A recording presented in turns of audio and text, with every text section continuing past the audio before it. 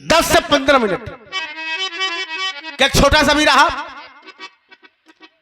वहां से भी रामायण का प्रसंग रहे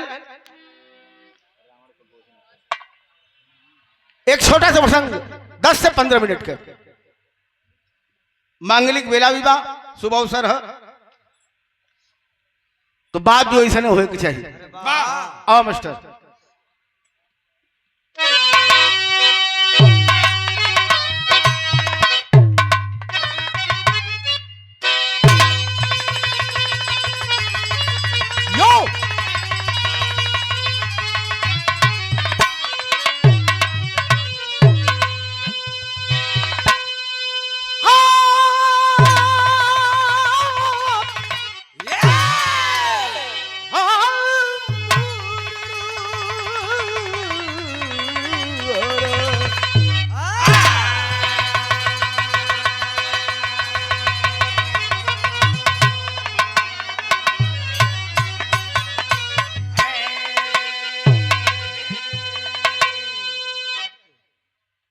बड़ा सुंदर कन्या पक्ष से भी पुरस्कार भी आयल मान सम्मान भी मिलल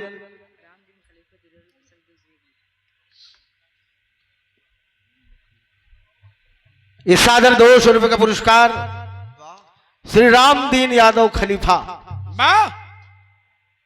ये धीरौली कुशल से खलीफा जी के चरण में मान नमन बा प्रणाम बा आशीर्वाद की प्रतीक्षा था जिंदगी रही सब भैयन के नमन बा प्रणाम बा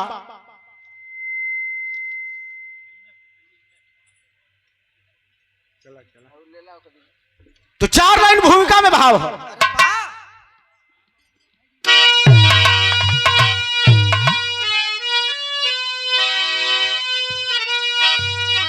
और ये विराह के अंदर देखे वीर रस का आनंद चाहिए वीर रस का आनंद ले ले देखे श्रृंगार का आनंद चाहिए श्रृंगार का आनंद ले ले देखे करुण चाहिए करुण का भी आनंद ले ली यही में वाह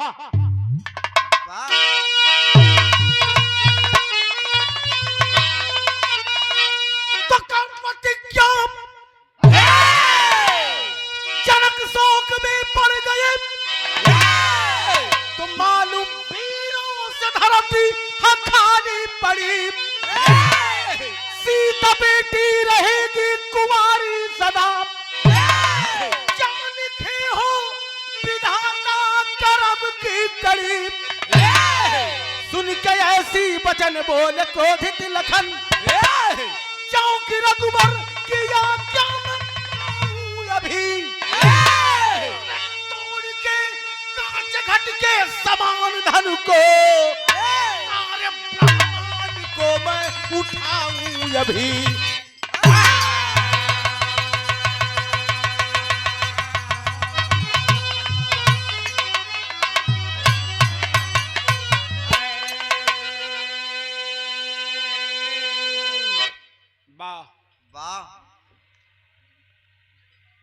भैया हो बेटी के घरे घरे ना है ना मेरे घरे ही ना आपके घरे ही सबके घरे ही और यही घरवा में लिया के करोड़ों रुपया दबाया था कानो कान केहू के पता ना चली अजहिया यही घरवा में एगो बिटिया सयान हो जाई कंधे का भार हो जाले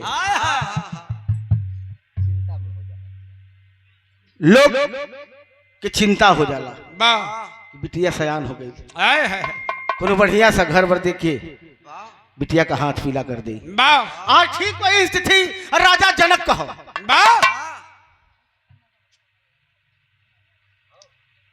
और सादर 200 रुपए का पुरस्कार रामचंद्र यादव महाराज जी नानकार से आपकी ओर से बहुत नमन करता हूं प्रणाम करता हूं आशीर्वाद की प्रतीक्षा था जिंदगी रही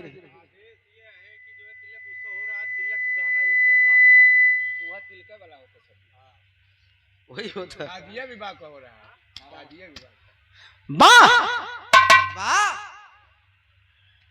राजा जनक के माथे पर चिंता का लकीर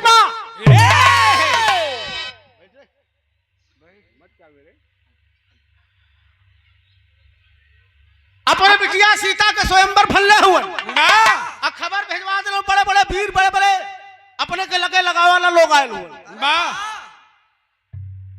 शर्त का है स्वयंवर में शिव पिनाक रखल है शिव धनुष जय भी धनुष के तोड़ दई सीता वर माला वो वीर के गले में डाल दी है बड़े बड़े वीर ना अपन जोर आजमाइश करे लेकिन केहू धनुष के 1 इंची पीछे ना कर सकल कितना तो लगला वही पर चढ़ के रियाज मारे लगला झूले लोग तब्बो ना टस से मसला है लेकिन एक प्रमाण मिलता है वही शिव पिनाक के बचपन में सीता जी झाड़ू बहारू करत के सफाई करत के शिव पिनाक के उठौलिन उठा करके एक जगह रख देली वही जे रही गए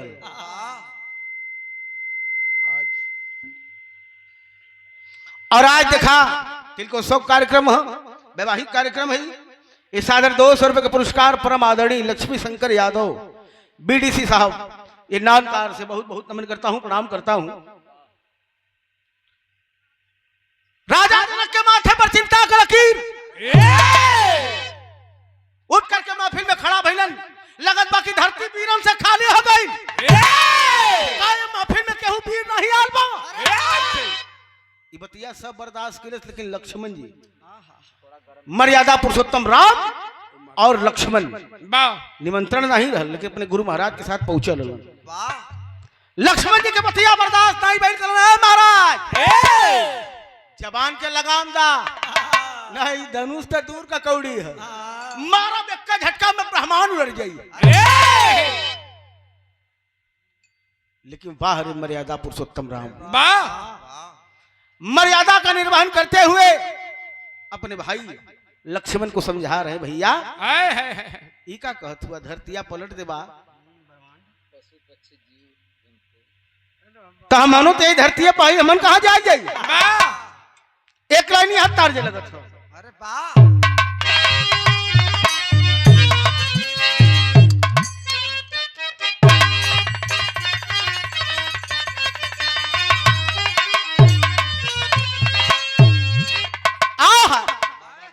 ये हमारे स्वर्गीय चंद्रिका उस्ताद का लिखल गीत रहा एक माता के 2 लाल एक सीमा का जवान एक माटी का किसान लेकिन दोनों में अंतर का है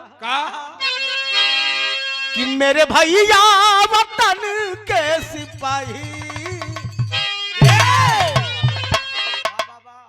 बहुत सा गौया के कलर भी करल लेकिन ये अंदाज बढ़ू वाला कैसे कि मेरे भैया वतन के सिपाही हम किसानी करावल करीला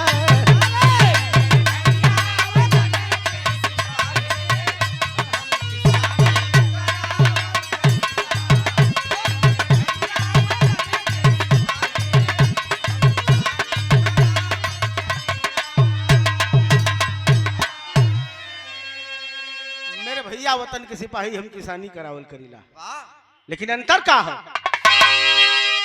तो मेरे भैया वतन के सिपाही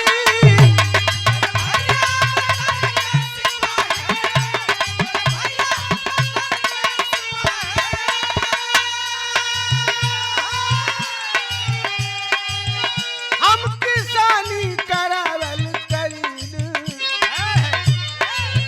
अंतर इतना है अरे आन पाए भैया खुनवा बहावे अरे आन पाए भैया खुनवा बहावे बहावल करीला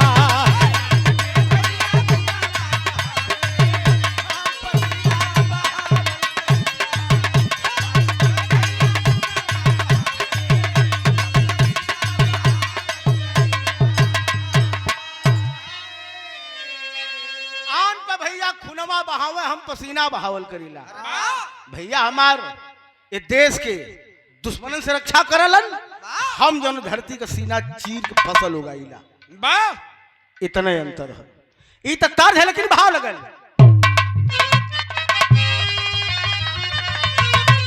अरे राम फेरे तिरछी नजर को, राम फेरे तिरछी नजर को, मान भाई लखन हो गए।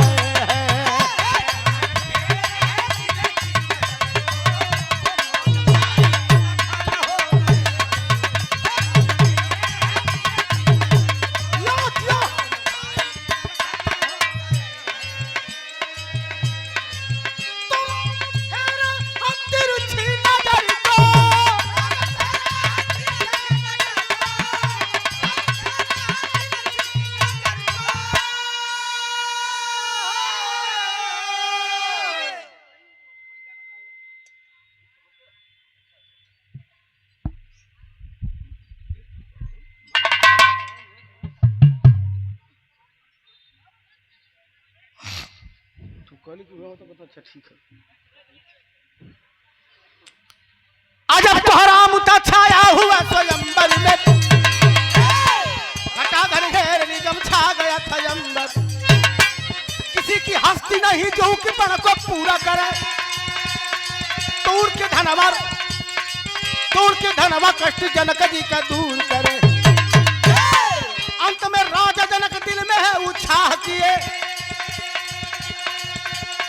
अंत में राजा जनक दिल में है उत्साह किए, तोड़ के धनवा राम सीता से विवाह किए। आखिरी में मर्यादा पुरुषोत्तम राम अपने गुरु महाराज के आदेश पाकर के धनुष के पास गए हैं, जाकर के नमन करते हैं, प्रणाम करते हैं। और नमन प्रणाम करके पूरी महफिल के नमन प्रणाम कैलन, धनुष का बंधन पकड़लन, दो टुकड़ा में हो गए और सीता वरमाला लिया करके राम के गले में डाल देली। राम सीता का विवाह हो गया। अब आ गई पारी हमारे घरे तोहरे घरे, जब बहन बेटी विदा होली माहौल बड़ा गमगीन हो जाला। तो यहाँ तार्ज बदलत है।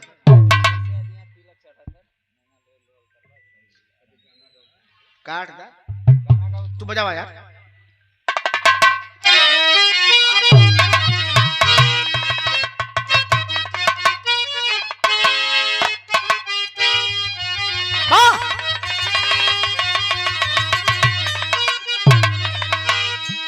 आय हाय मतारी सुनैना सीता जी के पास आई, कहीं बिटिया तो के बड़ा नोखे में मन पल्ले है, और आज से नैहर के नगरी वीरान हो जाए, अयोध्या में जात हो चारों तरफ गुलजार हो जाए। लेकिन भावा दुल्हन के रूप में सीता जी बैठल है और माता सुनैना समझावत हैं का किसिया महारानिया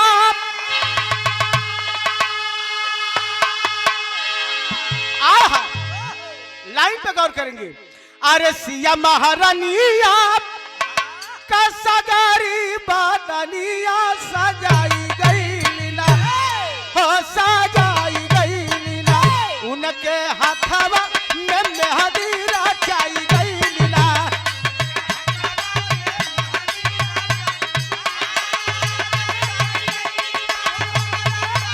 जाओ जाओ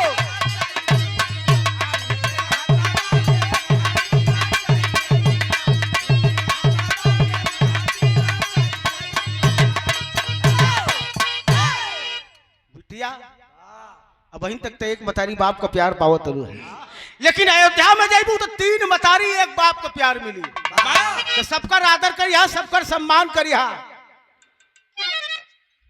केहू से कभो टूट के मत बोलिया। भाई बिटिया के मतारी और परिवार के लोग यही बात समझावल। आय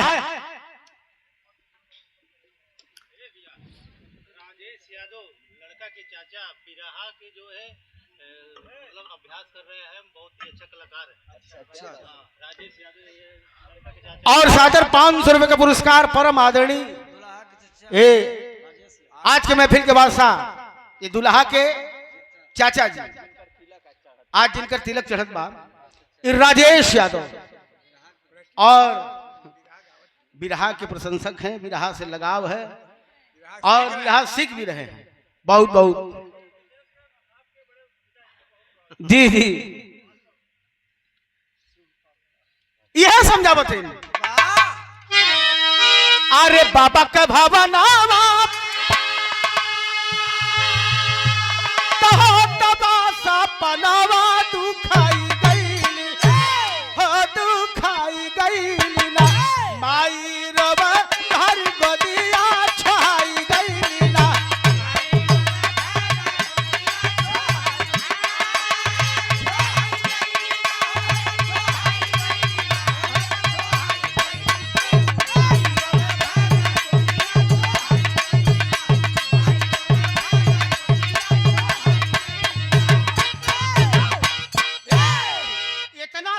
पढ़ा के अपने बिटिया सीता के डोली में बैठौलिन। माता सुनैना और डोली जब उठ के आयल अयोध्या में तो वहां का क्या माहौल है? तेरी में भाव लग गई।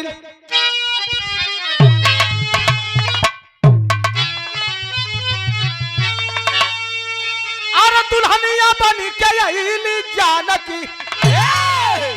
लाइन पे गौर करिए। अब ऐसा लिखे वाला कभी ना पैदा हुआ।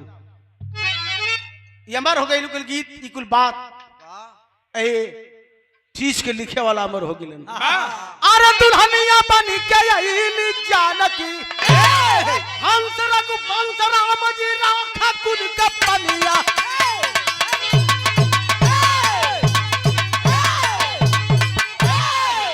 हंस रघुवंश राम जी राखा कुल कपनिया दुल्हनिया बन के अइली जानकी।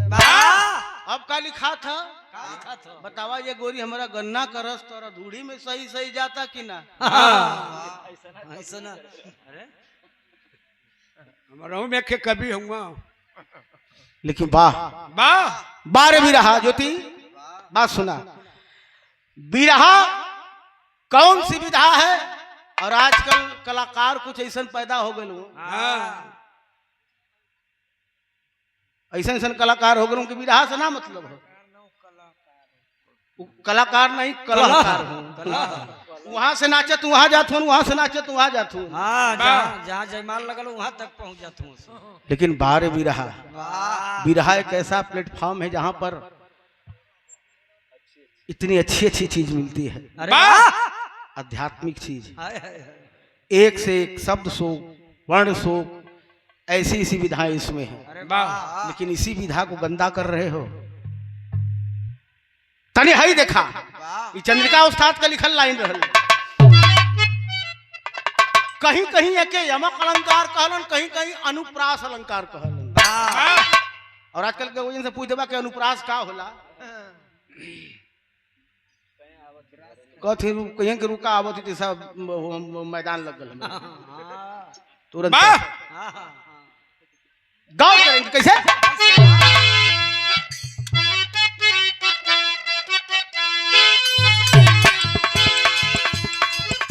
गौर करेंगे। ए पितम कंत कामना कर कोमल कलिका कचन्नार खिली गाल गुलाबी गात गुड़ी गुल गमक गया गुलजार घड़ी चमक चली चांदनी चूमने चितवत सी चमत्कार छली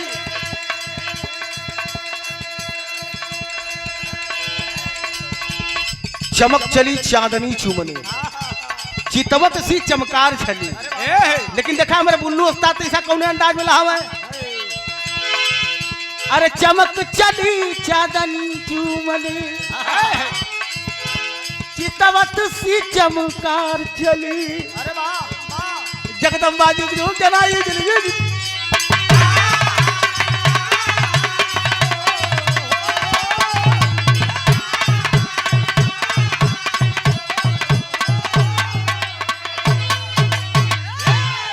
सारी बातें बना गई।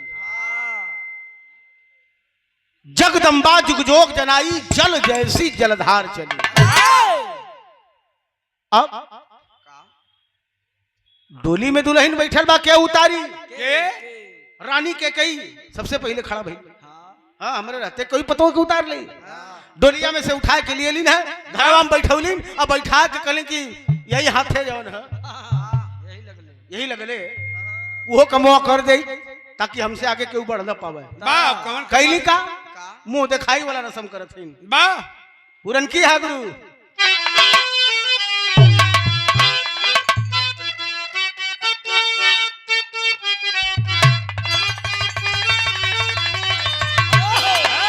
अरे यही जब की अपने अरे ससुरारी सीतारानी हो कह के कई भर जान नजरिया सीतारानी हो।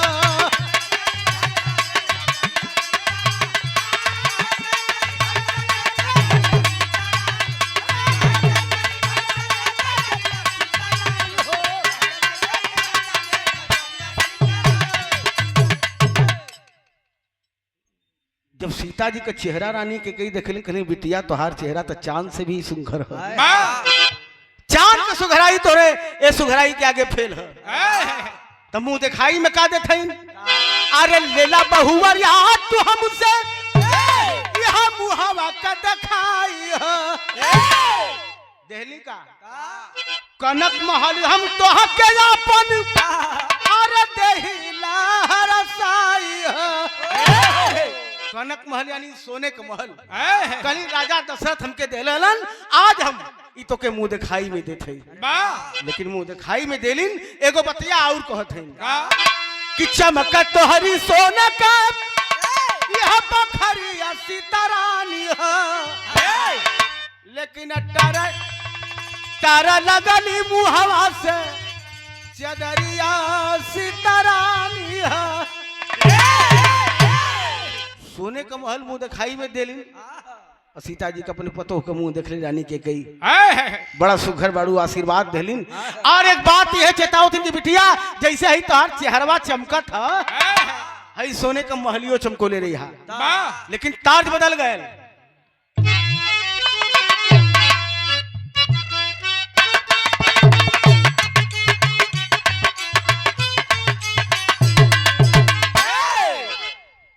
तारी देखा माता बहन लोग रोपनी करे तब गावली कि कजरी के तीनवा में बजरी बोवई बरामा बजरी बोवई बरामा राजा से चिराई है कई बसवालिया।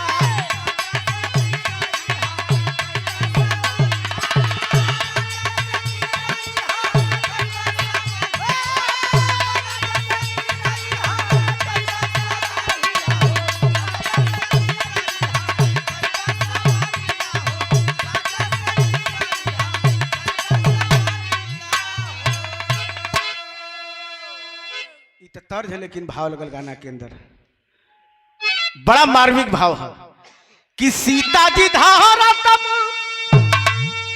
और सासू के पहुर बड़े प्यार से रानी के कई का अचरा से पैर पकड़ते इतना कहले के बावजूद अरे सीता जी धारा तब सासू का पहुआरा सासू का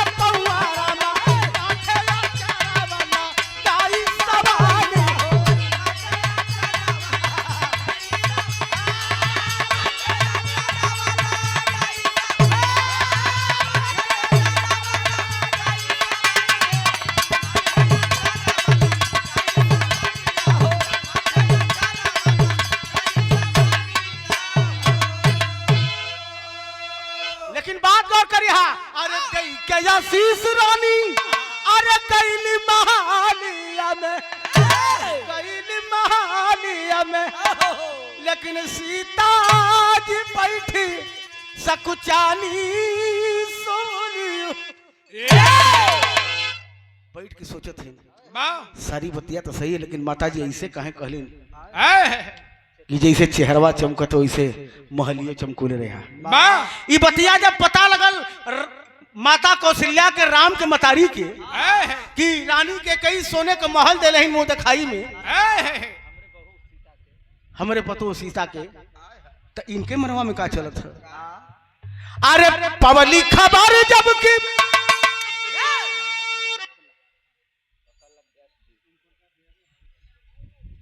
अरे कौशल्या के मानावा में पढ़ली फिकरिया रामा, पढ़ली फिकरिया रामा, कबनी उपाइया ला दाई सवारिया।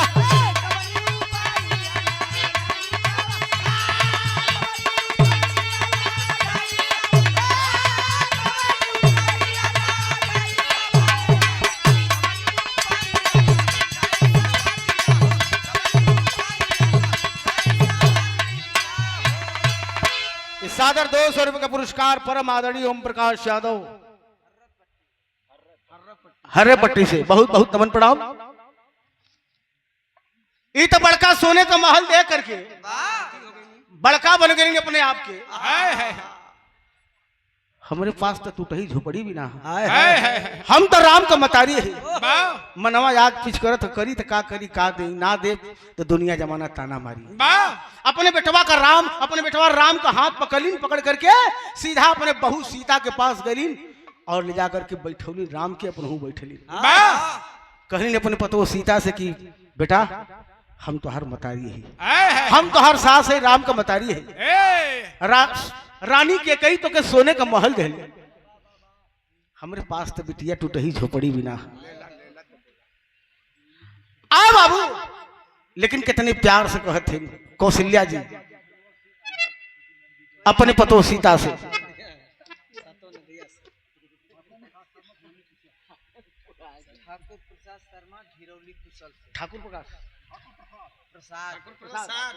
ठाकुर प्रसाद शर्मा धीरौली धीरौली कुशल से तने तोरे ना आवत ना ना सातों नदिया परवा से कहत हूं बोलत हूं भाग भाग मत करा सातों नदिया लगावत हूं का करबा। बहुत बहुत तमन पड़ा वही कहां चलत है वही में तू हो जाई भैया घबरा मत। होई भैया लेकिन बा बार कौशल्या जी अपनी बिटिया सीता के अपनी पतो सीता से ये कहते का अरे बोली कौशल्या जी मधुरी बाचनिया सुना तू सिया रनिया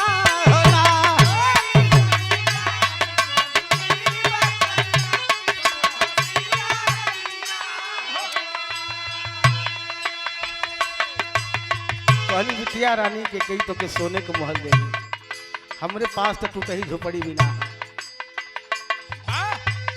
सीएम देई का हम तो है मुंह दिखाइया हो ना।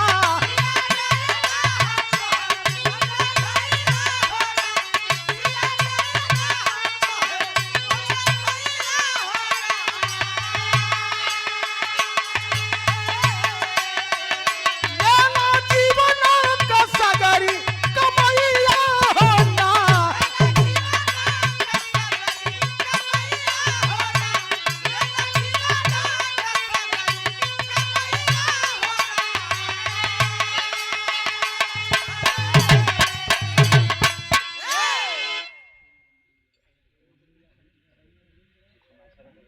सादर 500 रुपए का पुरस्कार परम आदरणीय इंद्रमणि यादव प्रधान जी ग्राम हरिपट्टी से ये सादर 500 रुपए का पुरस्कार नमन करता हूँ, प्रणाम करता हूँ। देखा जगह ऐसा हर जगह का नाम है।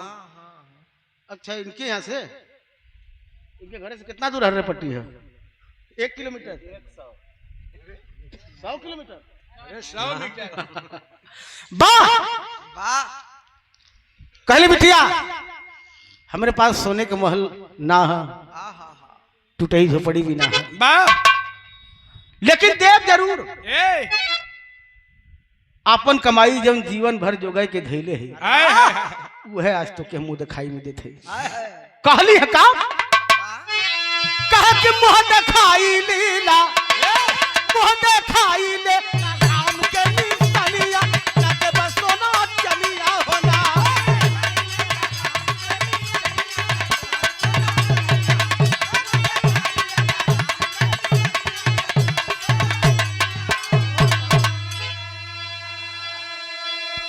अपने बेटवा राम के मुंह दिखाई में दे कल है हमारे जीवन भर के जो गोल कमाई हूं इन्हीं की चाहे सोने का महल मान ला या अपार दौलत मान ला आशीर्वाद दिलीन, आशीर्वाद देकर के चल गई। अब मुंह दिखाई देव के पारी के कराए के का तीसर का नंबर 7 सुमित्रा को आए है बाबू हो देखा। एक जने सोने के महल दिली, एक जने जीवन भर का कमाई दिली। अरे वाह बाहर सुमित्रा जी ई का दिली है आलम प्रमाण।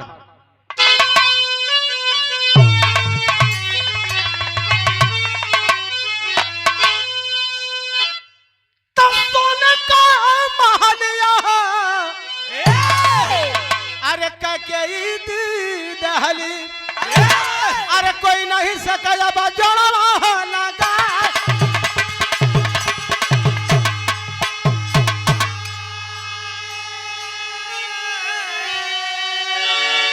तो कोई नहीं सका जोड़वा लगा।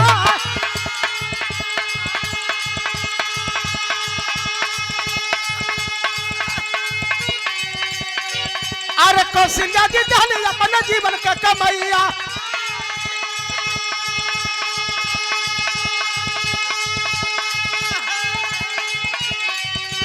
राम जी के मुहम्मा का दिखाई हो बना।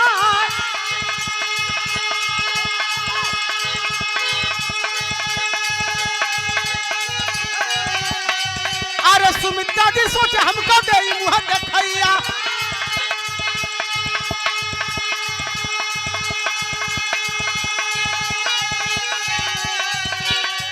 अरे सीता जी से बोली है बचन सकुचा।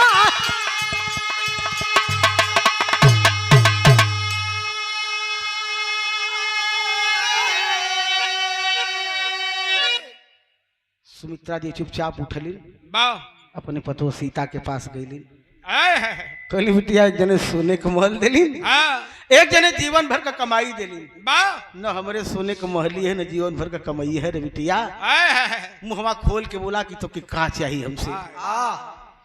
लेकिन कैसे कहली कैसे कहे कि बोला सिया लेबू का तू हमसे मुंह देखैया।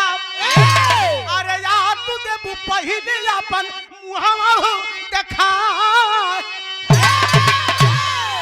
या तो पहले अपन मुंह दिखा दा, नहीं तो खुल के बोला कि क्या चाहिए। सीता जी कहनी बस आपका आशीर्वाद है, हमारे बदे बहुत बड़ी संपत्ति है। कहली ना बिटिया ना ना दे तो दुनिया जमाना ताना मारी, लोग कान के अंगुरी उठाई हैं। देव अपने बेटवा लक्ष्मण के बोलौली, अब बुला करके कैली का देखा ऐसन सुमित्रा जी के अलावा आज तक कोई ना कैलस। कैली का अरे सुमित्रा जी लखन के पजारा बोला वाली।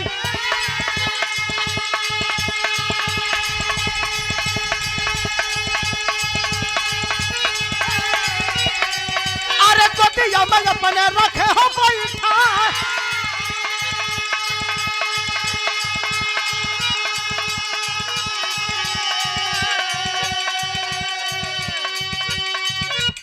धीरे धीरे अपने बेटवा लक्ष्मण को बोलौली, अब बुला करके गोदी में बैठा के कहली एक काम है तने करिहा।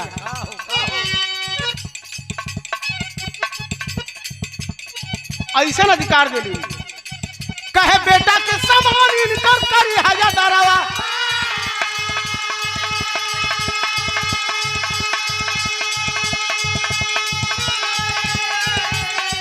अरे इन्हें जी न जानी हक भो राम जी का भाई।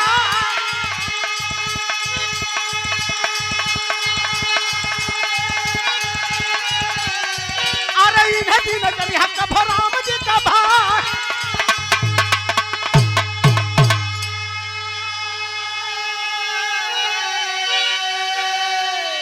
ममता वाला अधिकार, एक मतारी वाला अधिकार। कौन मतारी हुई जो अपने कलेजा पर पत्थर रख के भैया दे दे कोई के अधिकार दे देली।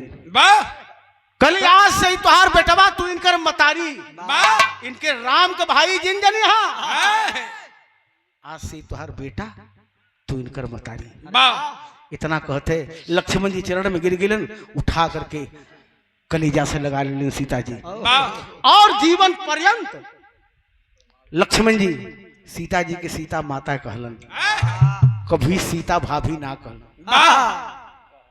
सीता माता कहलन। हाँ ऊ तब धारावाहिक के निकल रहल सिया के राम स्टार प्लस पर पहलवा दे उमन जन राम लक्ष्मण का रोल कैले रहल हाँ ऊ धनुष उनुष टंगले आवत सीता भाभी कहे हाँ निकले देखा साला एकर दिमाग पगला गेल है। बिहार कर रहल होई ये डायरेक्टर कहाँ कह पता नहीं बिहार उहार कोरी का कहाँ।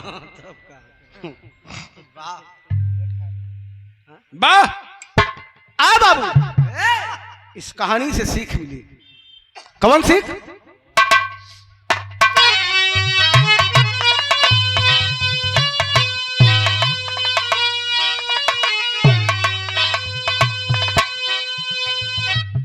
वाह चला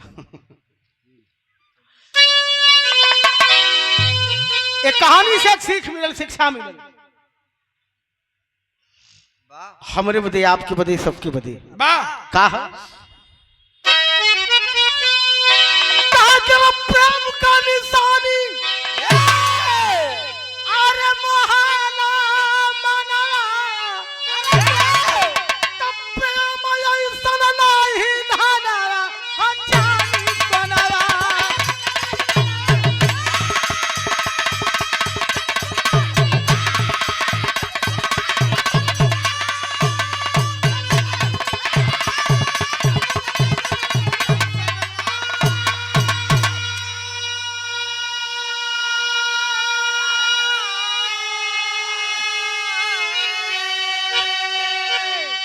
आए बाबू प्रेम का निशानी मोहेला मनवा प्रेम ऐसा नहीं धनवा हो चानी सुनवा। वाह कहल गल है बहुत बढ़िया व्यवस्था, बहुत बढ़िया बंगला बनल है। हाँ अब बंगला में से निकलत है तो वही फॉर्च्यूनर में कदम रखत है।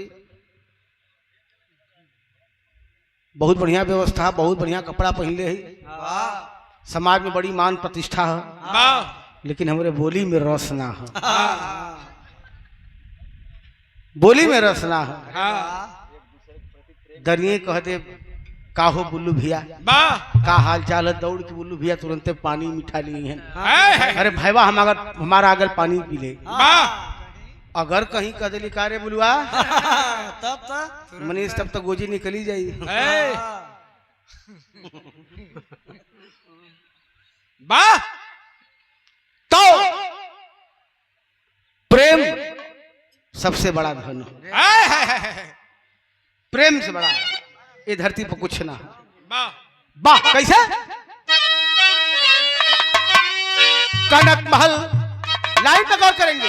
अरे कनक महल कह के दिया पर प्यार नहीं दे पाई तो राम सिया और लक्ष्मण जी को पराजंतर भेजवाई। बिरथा हो गई ना भावना हुचूरी सनवा। रानी के कई मारे प्रेमन जवन हऊ देली सोने का महल, आज सोने का महलिया का हो? हाँ, धूप हाँ। धूप फकत हो। समय आयल तो सीता जी के वन में भेज देली और महलिया धूर फाकत केहू पूछो वाला ना। तो ए ले आखिरी लाइन में हम बतावल चाहते हैं ये ऐसा संपदा वाह कैसे? अरे धन दौलत संपदा है मिट्टी सभी प्रेम के आगे। प्रेम खुदा रो पीना रो काम न कोई लागे एक दिन होई जाय है सपना वाला चांदी तोरा।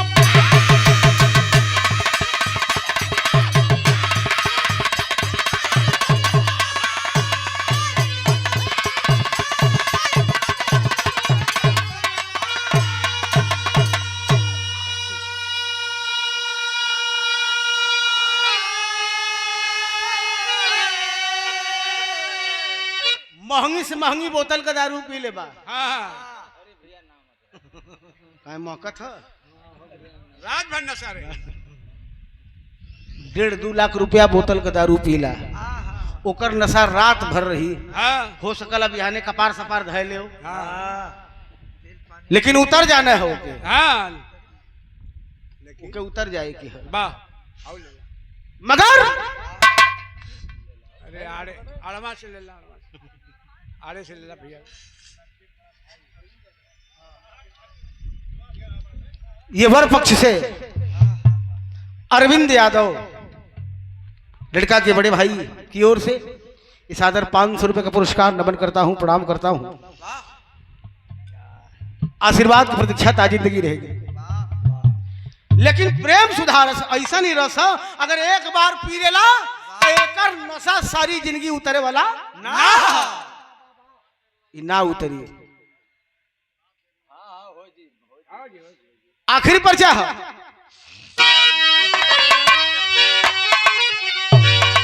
गुरु बिहारी गुरु गणेश गुरु अमरनाथ के तो कथन कर चंद्रिका कभी भक्ति के भाव में भर के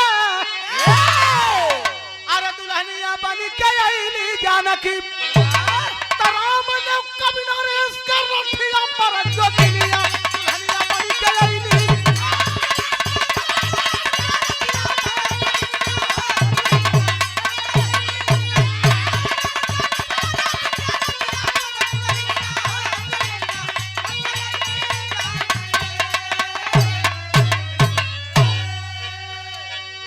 उनकर कहना है भैया का कब्बे कहत हैं मलिकार का कैसे 2 लाइन खाली